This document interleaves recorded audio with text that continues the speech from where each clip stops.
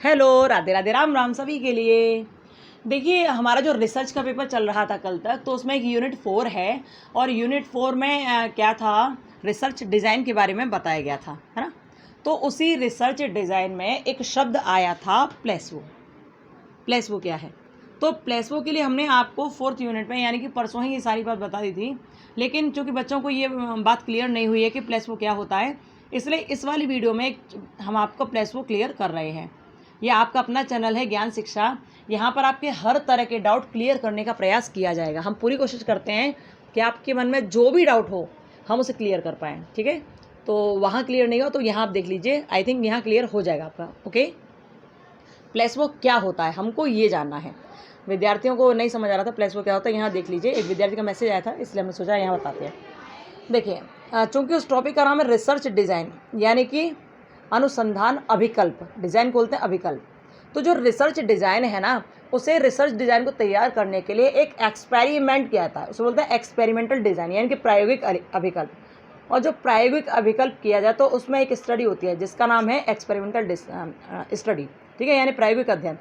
कुल मिलाकर यह है कि जब हम एक्सपेरिमेंटल डिज़ाइन तैयार करने के लिए एक स्टडी करते हैं तो वो स्टडी होती कैसे है, उस स्टडी को करने के लिए, प्रायोगिक अध्ययन को करने के लिए हम 2 ग्रुप बनाते हैं, ठीक है। 2 ग्रुप बनाते हैं। पहला ग्रुप होता है एक्सपेरिमेंटल ग्रुप, जो एक्सपेरिमेंट करेगा, जो रिसर्च जो डिज़ाइन बनाने के लिए एक्सपेरिमेंट करेगा, तो पहला होता है एक्सपेरिमेंटल ग्रुप और दूसरा होता है कंट्रोल ग्रुप, ठीक है। तो ये दूसरा ग्रुप जो है ये कंट्रोल करता है एक्सपेरिमेंटल ग्रुप पर। क्या कह रहा है? हाँ, तो देखिए क्या है इसमें कि जब हम एक्सपेरिमेंटल स्टडी करते हैं ना, कोई डिज़ाइन तैयार करने के लिए, रिसर्च डिज़ाइन बनाने के लिए, तो उसमें क्या होता है, उसमें 2 ग्रुप बनाए जाते हैं। पहला होता है एक्सपेरिमेंटल ग्रुप जो एक्सपेरिमेंट करता है और एक्सपेरिमेंट के थ्रू डिज़ाइन तैयार करता है, और दूसरा होता है कंट्रोल ग्रुप। ये जो कंट्रोल ग्रुप होता है ना, ये इस एक्सपेरिमेंटल ग्रुप को कंट्रोल करता है, क्या कहता है, नियंत्रित करता है, ठीक है, कि आप ये करो, आप ये करो, ये करो, या फिर ये ना करो, ये ना करो, इस तरह से। ओके, तो हमने 2 ग्रुप बना लिए रिसर्च डिज़ाइन तैयार करने के लिए। अब क्या होता है, जो एक्सपेरिमेंटल ग्रुप होता है इसको एक स्वतंत्र चर दिया जाता है। ये चर कैसा, स्वतंत्र है, बिल्कुल, है ना। ये चर है स्वतंत्र, लेकिन एक्टिव मोड में रहता है, ये सक्रिय रहता है। आपको पता होगा स्वतंत्र चर का प्रभाव हम लोग देखते हैं। और चर क्या होता है? चर वो होते हैं, जैसे आप देखते हैं ना, कैटलिस्ट जो होते हैं अभिक्रिया की दर को बढ़ाते हैं और घटा देते हैं, ऐसे ये चर होते हैं, ये अपना प्रभाव छोड़ देते हैं, है ना। चर जो होते हैं वो किसी भी अभिक्रिया पर प्रभाव छोड़ देते हैं। जैसे कि आप पढ़ रहे हो लेकिन अचानक से आपकी क्लास में, जैसे आप तो खूब पढ़ रहे हो लेकिन अचानक से शोर होने लगा, बहुत तेज़ तेज़ बाहर से लोग आए और शोर करने लगे, तो ये चर हैं जो आपकी पढ़ाई में डिस्टर्बेंस पैदा कर रहे हैं, ये चर हैं, ठीक है। ऐसे ही यहाँ एक्सपेरिमेंटल ग्रुप को एक चर दिया जाता है जिसकी वैल्यू कुछ भी हो सकती है, खूब ज़्यादा हो सकती है, नहीं हो सकती। कुल मिलाकर ये समझो एक चर दिया जाता है जो एक्टिव है। और यहाँ कंट्रोल ग्रुप अभी शांत बैठा है।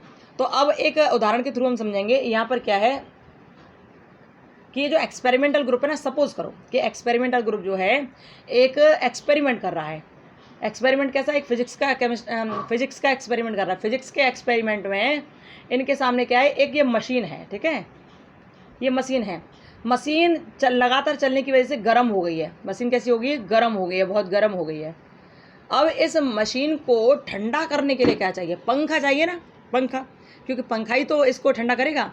एक्सपेरिमेंटल ग्रुप एक एक्सपेरिमेंट कर रहा था फिजिक्स पर। उस एक्सपेरिमेंट में एक मशीन थी, मशीन गर्म हो रही थी, लेकिन तभी चूँकि इनके पास एक स्वतंत्र वेरिएबल है, एक इंडिपेंडेंट वेरिएबल है, और ये वेरिएबल सपोज करो ये पंखा है। क्या एक पंखा है? फैन स्वतंत्र ही तो है। हवा चली इसकी, फैन की हवा चली, हवा चलते ही ये हो गया ठंडा, मशीन हो गई ठंडी।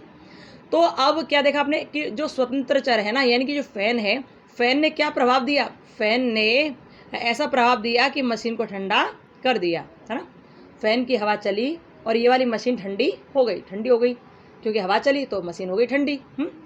तो फैन क्या हो गया? स्वतंत्र वेरिएबल, स्वतंत्र चर हो गया, क्योंकि हम लोग इस मशीन पर, गर्म मशीन पर पंखा की हवा का प्रभाव देख रहे हैं या पंखा का प्रभाव देख रहे हैं। तो जिसका प्रभाव देखा जाता है उसे कहते हैं स्वतंत्र चर। ध्यान रखना, जिसका देखा जाए, जिसका, उसे कहते हैं स्वतंत्र चर, और जिस पर देखा जाए उसे कहते हैं परतंत्र चर यानी कि आश्रित चर। जिसके ऊपर देखोगे ना उसे कहते हैं आश्रित चर, और जिसका प्रभाव देखोगे उसे कहते हैं स्वतंत्र चर। तो यहाँ हम पंखे का प्रभाव देख रहे हैं मशीन के ऊपर, तो मतलब यह है कि पंखा क्या स्वतंत्र चर है। अब आपने देख लिया, पूरी कहानी समझ ली कि एक एक्सपेरिमेंटल ग्रुप है, ग्रुप एक प्रैक्टिकल कर रहा था, एक एक्सपेरिमेंट कर रहा था, और उस एक्सपेरिमेंट में एक मशीन थी, मशीन गर्म हो रही थी, लेकिन तभी चूंकि एक्सपेरिमेंटल ग्रुप के पास एक स्वतंत्र वेरिएबल है, एक स्वतंत्र चर है, तो उसने स्वतंत्र चर को यानी कि पंखा को यहाँ पर चालू कर दिया, या पंखा अपने आप चलने लगा, और पंखा के चलते ही यह मशीन ठंडी हो गई। तो हमने पंखा का प्रभाव देखा मशीन के ऊपर कि मशीन को ठंडा कर देता है। ये तो हो गया इसकी बात, है ना। अब क्या हुआ, ये सब जब हुआ तो ये जो नियंत्रित ग्रुप है ना, ये जो नियंत्रित ग्रुप है, ये बैठा बैठा देख रहा था। इसने कहा कि तुम ये सब काम कर रहे हो, लेकिन मैं ये काम करने दूंगा नहीं, इसलिए मैं कुछ करूंगा। तो इसने क्या किया, ये जो नियंत्रित ग्रुप है ना, इसने ऐसा किया कि इस नियंत्रित, ये जो कंट्रोल ग्रुप यानी कि नियंत्रित समूह, इसने क्या किया, इसने जब देखा कि प्रैक्टिकल कर रहा है एक्सपेरिमेंटल ग्रुप, तभी इसने यहाँ से निकलकर अपना एक स्वतंत्र चर छोड़ दिया यहाँ पर। स्वतंत्र चर पहले क्या था, स्वतंत्र चर एक्सपेरिमेंटल ग्रुप के लिए क्या था, एक्सपेरिमेंटल ग्रुप के लिए स्वतंत्र चर था पंखा, और इनके पास भी, कंट्रोल ग्रुप के पास भी एक पंखा है, ठीक है। जैसे इनके पास, एक्सपेरिमेंटल ग्रुप के पास एक पंखा था ना मशीन को ठंडा करने के लिए, ऐसे ही कंट्रोल ग्रुप के पास भी एक पंखा है।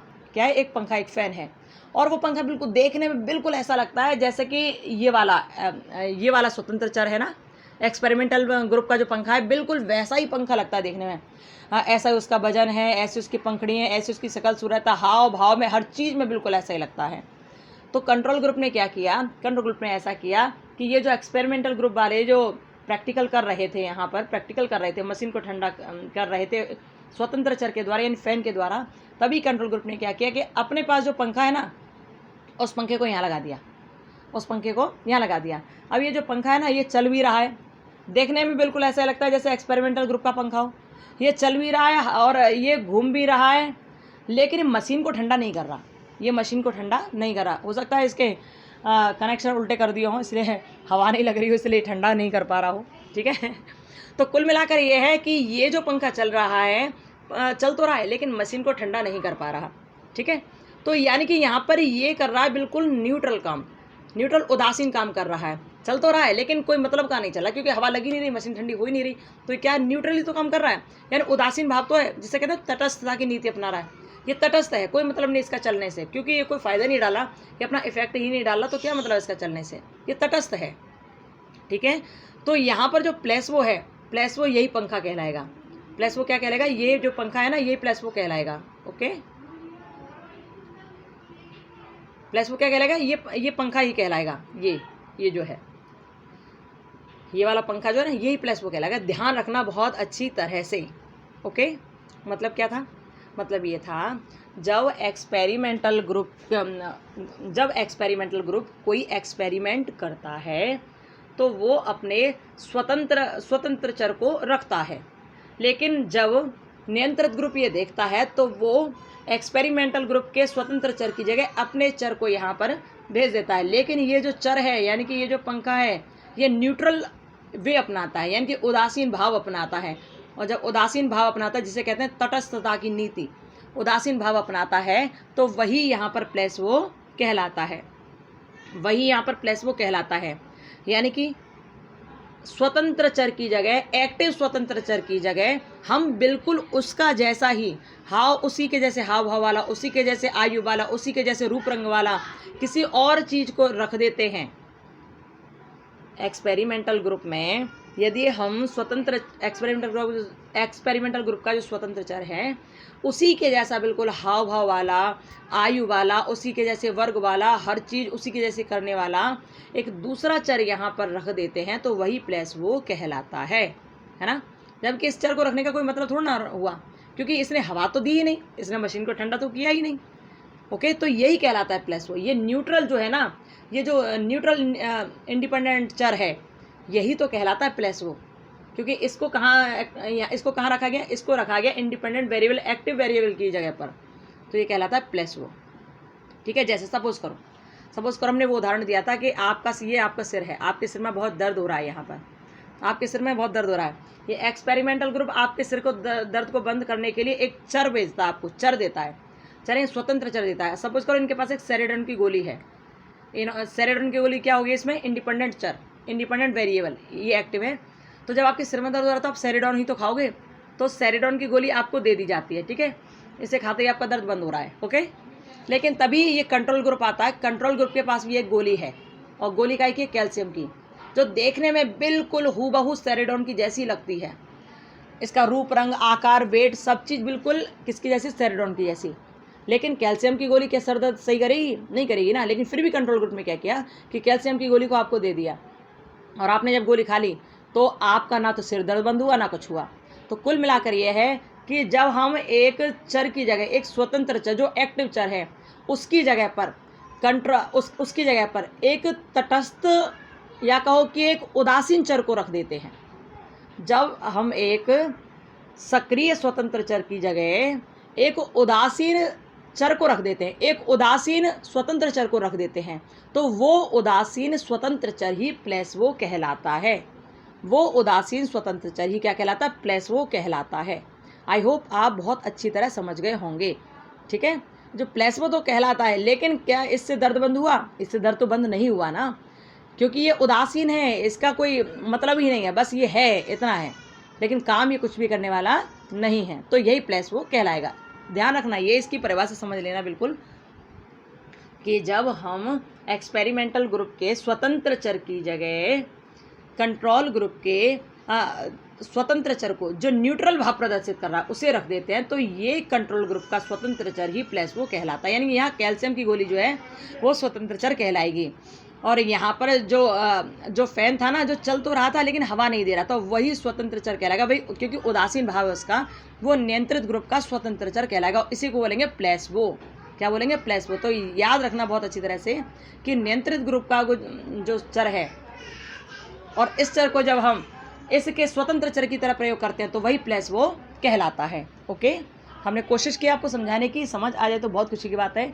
वैसे इस तरह समझाया कि छोटे बच्चे भी समझ आएंगे, और समझना है तो दोबारा पूछ लेना, हम दोबारा बताएंगे, ठीक है।